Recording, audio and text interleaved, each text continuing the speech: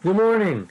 Thank you for joining me for another 5 good minutes with the Word. I'm Barry Bryson. We're continuing our study of the Gospel of Matthew, and we're in chapter 8, and I'll be reading verses 14 through 17. When Jesus entered Peter's house, he saw his mother-in-law lying sick with a fever. He touched her hand, and the fever left her, and she rose and began to serve him. That evening they brought to him many who were oppressed by demons, and he cast out the spirits with the word, and healed all who were sick. This was to fulfill what was spoken by the prophet Isaiah. He took our illnesses and bore our diseases. Okay. That quote, of course, is from Isaiah chapter 53, verse 4, from the suffering servant passage, a passage that the Ethiopian eunuch was reading whenever Philip came and preached the gospel to him. This event is recorded as well in Mark chapter 1 and in Luke chapter 5. Jesus going into Peter's home and healing Peter's mother-in-law. And the details are identical in each event. But in each event, the point of the event, or the thing that it leads to, it's faceted out in a different way because it's that significant. In Mark chapter 1, verse 39, the morning after he heals all these people, he can't be found. The crowd's gathered for some more healings. And Jesus is out praying someplace quietly, and his disciples find him, and they say, everybody's looking for you. And Jesus says, no, we're going to go to other towns and villages to preach because that's what I came to do.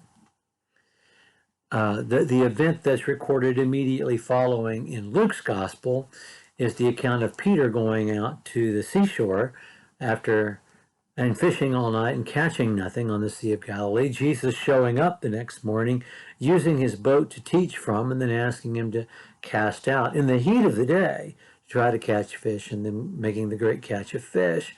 That passage also ends with an inclusion of a comment about Jesus' prayer life. Jesus would often, frequently, escape to a quiet place to pray, we're told.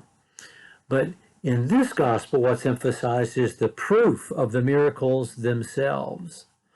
The miracles were an expression of Jesus' compassion. But the point of the miracles are the proof. Jesus doesn't have to perform miracles to express his compassion. He does express his compassion in many ways, one of them being a worker of miracles.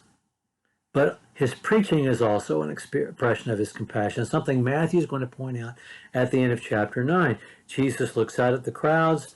He sees them like sheep without a shepherd, having been mutilated and thrown away, and he has compassion on them, and he says, pray to the Lord of harvest to send forth reapers. So the message, delivering the message, is also an expression of compassion. What the miracles accomplished was the fulfillment of prophecy and proof, and it's a double proof, because in the first place, it's a fulfillment of prophecy. In the second place, it is a demonstration of divine power. Nicodemus said to Jesus, we know you're a minister sent from God. No one can do the works you're doing unless God is with him. So it's the proof, and it's a double proof, the two witnesses that you need to establish a fact. The proof of fulfillment of prophecy and the proof of divine power.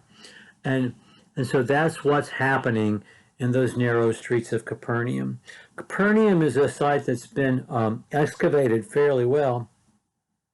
And the floor of the great synagogue there in Capernaum that was there, the black basalt floor, that was there when Jesus was alive, is still there. It's one of the few things you can go and touch and see and think, Jesus was right here.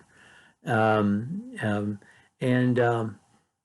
so we know something about houses of the time. We know something about the cities of the time. Capernaum is the second great city of Palestine. Capernaum and Jerusalem. Capernaum is in its own way as or more important than Jerusalem, not culturally, of course, but as a trade center, as a crossroads of cultures. It's quite an important city in that region, and quite an important and strategic city to the Roman Empire. A house would be maybe 20 by 20 feet square, maybe a little bigger, a little larger. Generally, they were one-room houses. The roofs would be flat. They would be made out of mud bricks, and then covered over, plastered over with more mud or something. And then the roof would be flat. There'd be a ladder or stairs perhaps going up to the roof, so the roof would be storage in a second room. And then, and a front courtyard perhaps, a courtyard that would be enclosed. And so you had an outdoor space as well. And that was your living space. So it wasn't very big.